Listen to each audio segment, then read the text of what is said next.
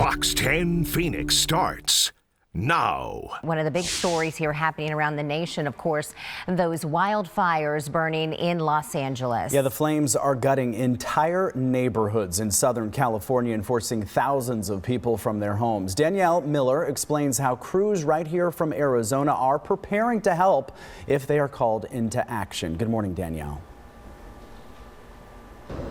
Well, crews there in California just completely overwhelmed fighting this blaze. So now crews from across the nation, including right here in Arizona, are gearing up. They are ready to go to help assist in this firefight. So the Arizona Department of Forestry and Fire Management says it has dispatched 2 task forces to California. Both are assigned to the Eaton fire and consist of 9 engines, 2 water tenders, and 2 task force leaders. So the Phoenix Fire Department says it shifted its position as the fire in California continues to grow, and the department is preparing to activate Arizona Task Force 1. So that team is part of a nationwide network of the Federal Emergency Management Agency's Urban Search and Rescue Program. The Phoenix Fire Department will remain ready to assist in the most challenging situations.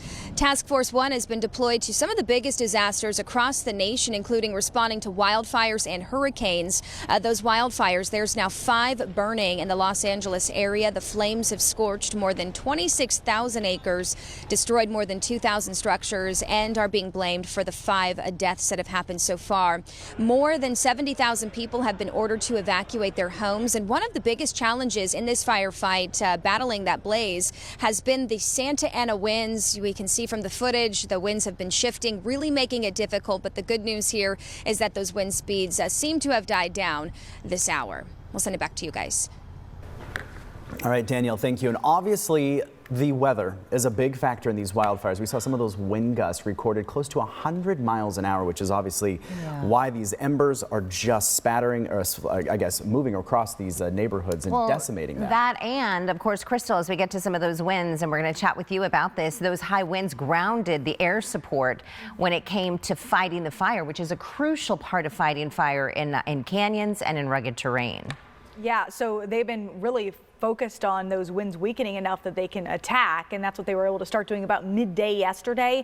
Good news is the winds have continued to decrease. So take a look right now on our Fox Vision view. You can see dry conditions across all of Southern California.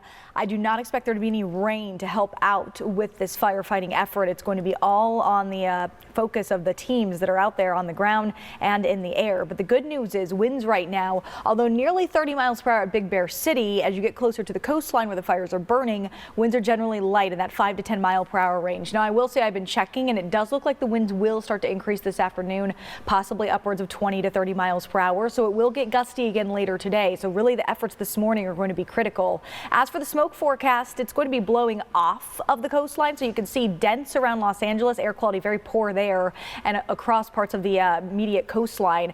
But as we go into tomorrow, notice the wind shift means that some of that smoke will start to push up and along I-10 closer to Palm Springs. None of this making it to us, guys. All right, Crystal, thank you. As we continue to watch the wildfires burning in California, crews here in Arizona battling a massive fire near Payson. Yeah, the Horton fire has now grown to more than 8,000 acres, and several areas are still under that pre-evacuation order. The fire began on December 14th. It is now scorched more than 8,300 acres, but they are starting to get an upper hand on that containment. It's not a lot, but it is now up to 23% contained. This week, fire crews have conducted burnout operations between the Tonto Creek and Christopher Creek on State Route 260 to get that fire under control. Heavy winds could have also impacted the fire, but the weather isn't the only obstacle they're dealing with. Take a listen. Fighting fire on the rim is always tricky. Fighting it in January is a whole different animal. Intent for today is to hold those lines through this wind event, and if we're successful in doing that, then it's going to be a significant benchmark, if you will, for containment of this fire. The cause of that fire is still being investigated, but as we mentioned earlier, it started on December 14th, so almost been burning for a full month now. It is very unusual to have fires burning this time of year here in Arizona, as well as some of those fires burning in LA. So we will have continuing coverage of the wildfires burning there in Southern California and here in Arizona, of course, at the Mogollon Rim. We'll have latest updates here on Fox 10, but of course you can always head to our website, download our Fox 10 app, and of course our weather app has a lot of great information for you as well. A crash under investigation in West Phoenix. This is at 59th Avenue and Indian School Road. You can see a sedan in pretty bad shape along with a pickup truck on its roof there. We are working to get additional details about what may have happened and if there are any injuries associated with this. Oh, you see the airbag deployed in this one. Yeah, not great shape. Another investigation in West Phoenix under investigation. Let's show you the scene here. This is in a parking lot near 51st Avenue in McDowell. Called out as a pedestrian hit by a vehicle just before 3:30 this morning. A deadly police shooting under investigation in the West Valley this morning. Dominique Newland has the latest on this story at this hour. Dominique?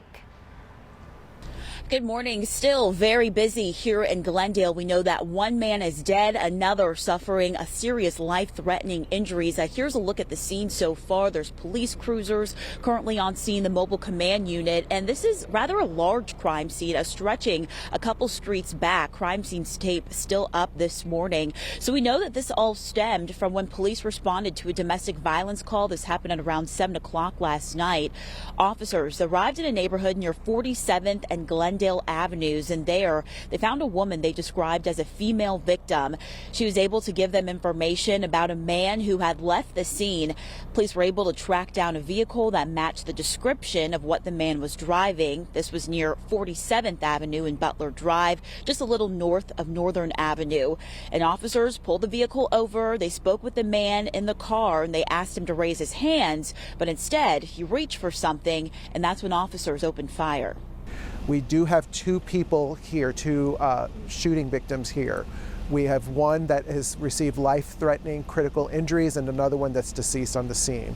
Officers are still trying to determine the relationship between these two individuals. So luckily no officers were hurt in this situation. We now know that Peoria Police is taking over the investigation for the West Valley Critical Response Incident Team. We'll keep you posted if any information does come up.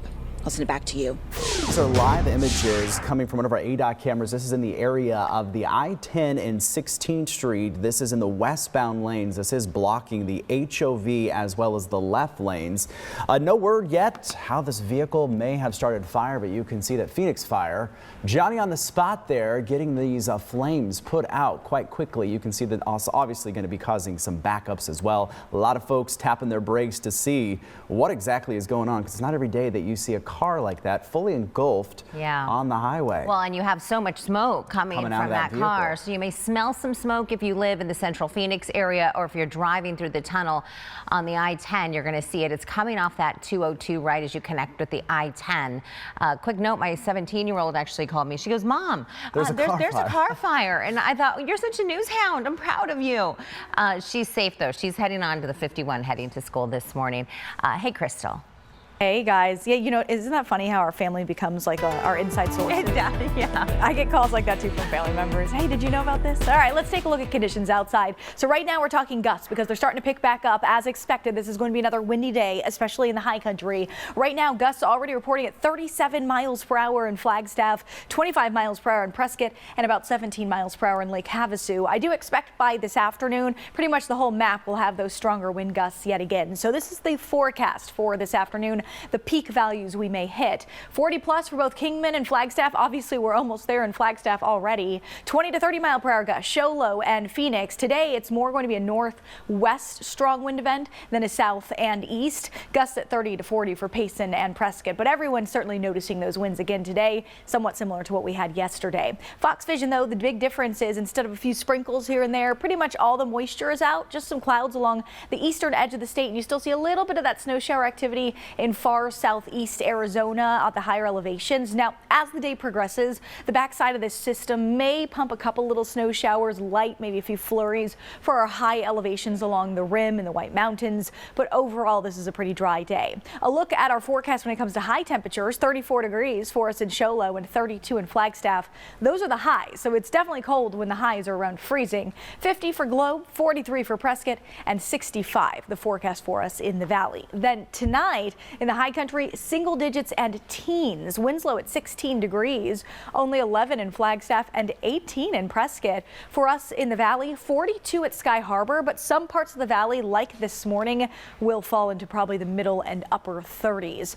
That's why there is that freeze warning in place for areas just south of the valley, including Pinell County and the mountains to the east. Take a look as we move forward, because we are going to see the temperature drop the next couple of mornings. I actually think there is freeze potential for parts of the valley Saturday, Sunday, and even Monday morning. Those areas on the edge of the valley, like Queen Creek, East Mesa, as well as Surprise and Buckeye, all may drop to around that 31, 32, 33 territory, which means you may have to cover the sensitive vegetation. And of course, this time of year, I hope your pups are inside instead of outside. A little too cold for them. There's a look at the 10-day Foxcast. Your temperature in the afternoon, middle 60s, nice and consistently, which for this time of year is actually below average. We haven't said that much in the last few months, right? Morning temperatures, guys, will start to rebound next week into the 40s. It feels good off the lips, though, doesn't it? Yeah, I was going to say. Yes, it does. I'm like, oh my goodness, below average. Who would have thought we would finally get to say that? I know. Good old January. Sometimes it comes through. That's right. Now, if we could just get some moisture here in the valley. I'm working on that next. Okay, all right, perfect. Baby steps, right? Yes, exactly. All right. Thanks, Crystal.